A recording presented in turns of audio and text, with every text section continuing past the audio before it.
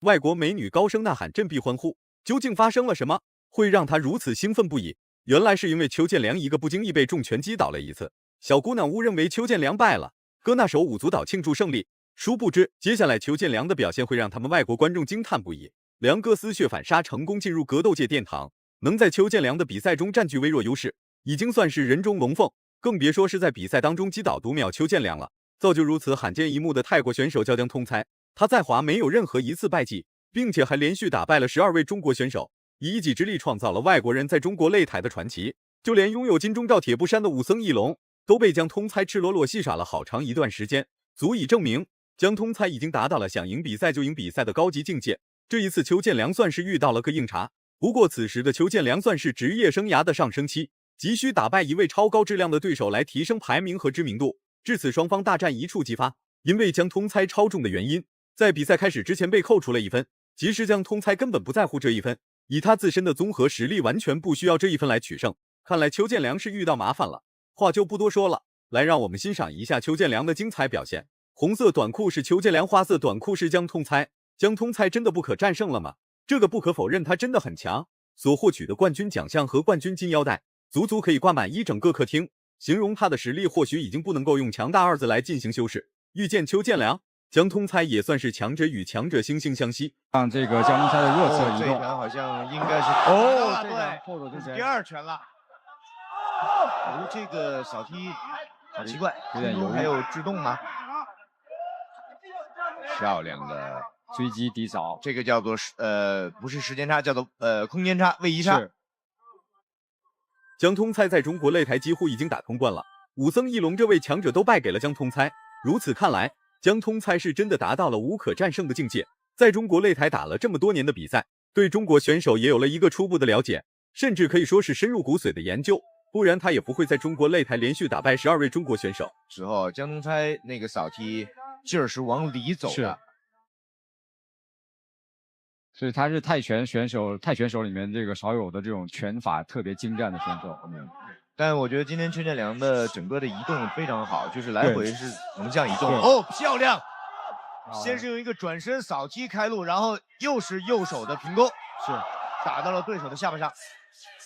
姜通猜是属于一位隐秘性十足的选手，他下1秒所打出的进攻，恐怕连他自己都不知道主攻在什么方向。然而邱建良一开始只能寻求沉稳，并不能主动出击暴露出太多的破绽。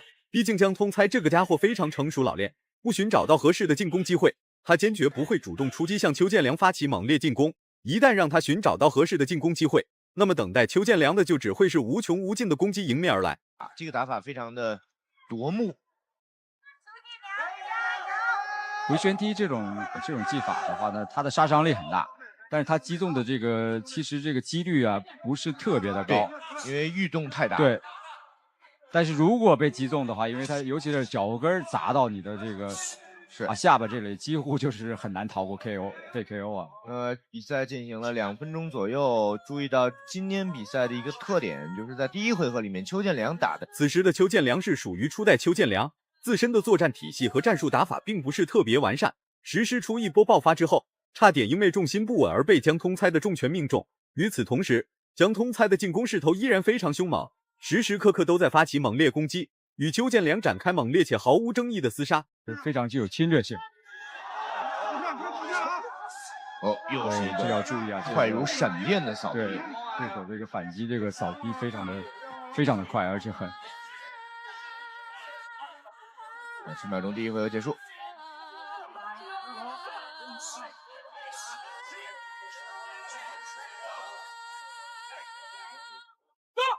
第2回合开始了，这还是邱建良第一次遇见如此强大的对手。姜通猜可是国际擂台鼎鼎大名的拳坛王者，曾被顶尖高手通缉，谁打败姜通猜将会获得高额奖金。即便如此，依然没有人能够快速打败姜通猜。仔细看，邱建良都连续失误了好几次，被姜通猜打趴了很多次。地上这一下摔倒的邱建良应该也是这个应该算是有效踢倒的。对，这个是扫倒的。漂亮的上头，这么短的距离是高扫上头。是。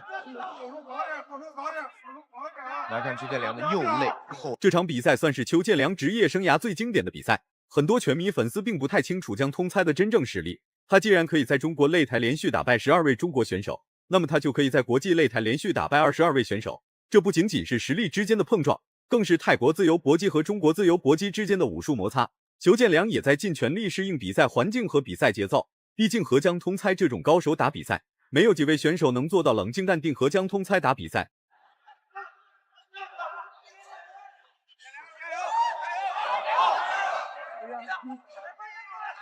江通猜的脸上有轻蔑的微笑。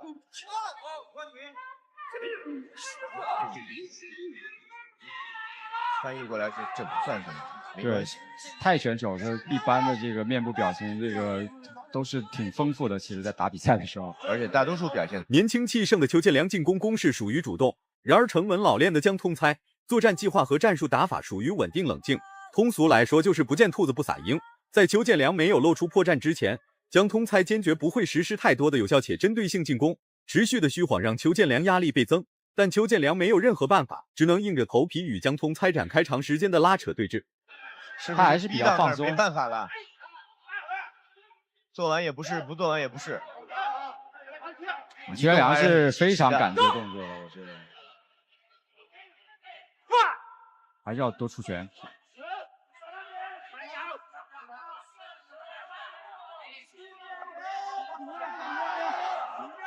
我觉得邱建良的机会可能在，甚至在中近距离。在众多泰国选手当中，江通猜和波球占据着相当高的地位与威望。尽管江通猜是第一批来华踢馆的泰国选手，但他在泰国的威望依然非常高涨，并不比来华踢馆之前少。把泰拳融会贯通的江通猜，无论是在中远距离还是在中近距离，都可以发挥出超高的技术标准和泰拳功底。倒摔，10秒钟。一会儿回合间隙的时候会讲2个微妙的变化，这也是这个场地的话还是有汗之后有点滑。好，第2回合结束了。回合里面，建良如果想获胜的话，打败江通猜这种老的拳骨的话，个人认为只有扩大优势，就是清化自己的那个曾经占过便宜的地方，打脸。说白了就是打脸。如果能想办法创造组合拳的机会，多打几次脸。那么优势还江通猜就好像是一头只会进攻的猛兽，随时都可以向邱建良发起无法阻挡的进攻。然而邱建良看上去是在陆续退守，其实他在寻找合适的进攻机会。既然江通猜是属于主动进攻的一方，邱建良也没必要往刀尖上撞，只需保持冷静心态和稳定步伐与江通猜展开对峙，尽全力把比赛节奏掌控在手中。是这么连续的，但是要提高组合的数量。对。这个级别的选手，我觉得至少要把攻击点放在第3拳以后，前2拳基本上可以确定是废的，但是前2拳又必不可少。对，像只要没有被击倒读秒，那么比赛局势必定是属于5-5开。邱建良的试探进攻被江通猜识破，最终被打趴了一次，裁判依旧是稳定发挥，判定这一次击倒为滑倒所致。江通猜和邱建良的比赛依然在继续进行。泰拳强者江通猜在擂台上把泰拳的精髓展现得淋漓尽致。邱建良如不快速反复更改战术打法和作战计划，恐怕很难坚持到比赛最后。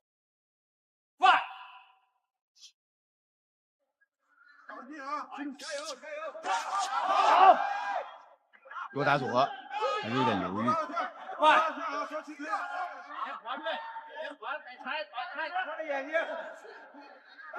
江通猜确实是好好打，他对中国选手啊也非常的了解。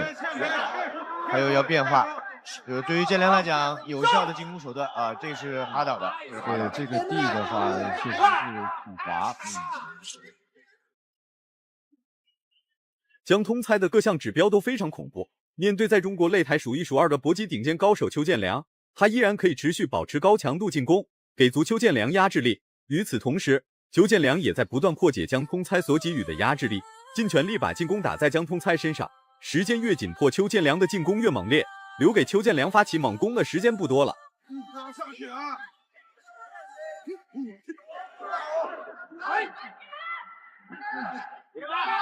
所以说这场比赛江通猜被扣1分啊，是我觉得很有可能是之后要去对着这结的这个结果，因为双方很可能非常大可能分不出这种 KO 和 TKO 这种。台下的观众席可谓是座无空席。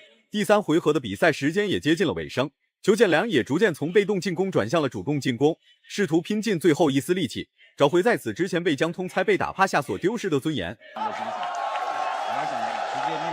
平局，加赛一局。躲机会打出 KO 或者击扣。对，这个打法是对的。积极主动。不动他有别的会开心。耐力非常对。加上他第4回合开始了，在第3回合的最后时间，邱建良用尽身上所有的力气发起了一波总攻，就是因为那一次仅有10秒钟的进攻，让邱建良成功进入到了加时赛。从中邱建良也尝到了甜头，于是便在第4回合向江通猜发起了猛烈攻击。被读秒一次的江通猜非常不甘心，甚至心里还有一点瞧不起邱建良。能消耗去打赢了之后的一个正面表现，不要吸氧，要给大脑供氧，不要着急，不要着急。这个场地确实有问题啊！哎，这汗水太多了，对，能打了10几场比赛了。不要着急，邱建良不要着急，要找准落点，他有点太急了。对，也是确实大幅消耗。有的时候这个材料的这个浓度啊，它加热汗水之后会非常的好。对，邱建良能和江通猜进入到加时赛，这件事情纯属是意外。在此之前，江通猜还因为超重扣除了1分，导致第3回合结束的时候，裁判对2位的表现都非常满意，所以比赛悄无声息来到了第4回合。拥有一股无名拼劲的邱建良，在进入到第4回合的那一刻，已经把所有的身价都压在了猛烈进攻上面，要么大获全胜创造历史，要么被 KO 遗言离场。对，但是邱建良其实体能下降也非常的快，所以非常的大，所以不能乱，要小心，防守到位。对，这个时候对头部的保护，手要加高，再累也要保护好。江通猜应该恢复差不多了啊。可惜。这一下高潮非常危险。邱建良的状态下降速度非常快，恢复的速度根本跟不上消耗的速度。看到机会的江通猜一刻都没有犹豫，果断组织有效进攻向邱建良走去。大比分优势紧紧握在手中的邱建良，他只要不被江通猜 KO 掉，但凡坚持到比赛结束，那么比赛胜利必然是属于邱建良。手已经被强制读秒1次。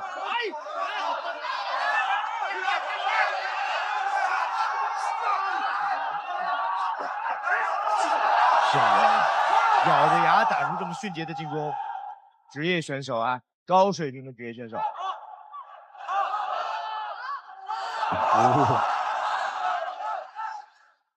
这个江通猜从被这个打晃悠到恢复到现在，此时的邱建良把坦克这个绰号体现得淋漓尽致，攻防兼备的同时，还可以随时接住江通猜所发起的任何一次进攻。比赛快结束了，邱建良也在消耗最后一丝体能与江通猜对抗到底。但是不管怎么样，这是一场苦战，两个人的话拼得非常的激烈，应该已经到一个体能的极限了。对，这是这个回合的精彩的回放。就这一下啊，吸击，在最后分开的时候，一个顶吸打到了下巴上面，晃动了，当时就晃了。我们看一下啊，最终邱建良获得了比赛胜利。不得不说，这场比赛的胜利来之不易。邱建良耗尽了所有体能和运气，这才勉强获得了胜利，终结了江通猜的在华无败绩和他那引以为傲的12连胜。如果满分是100分的话，你会给邱建良打几分？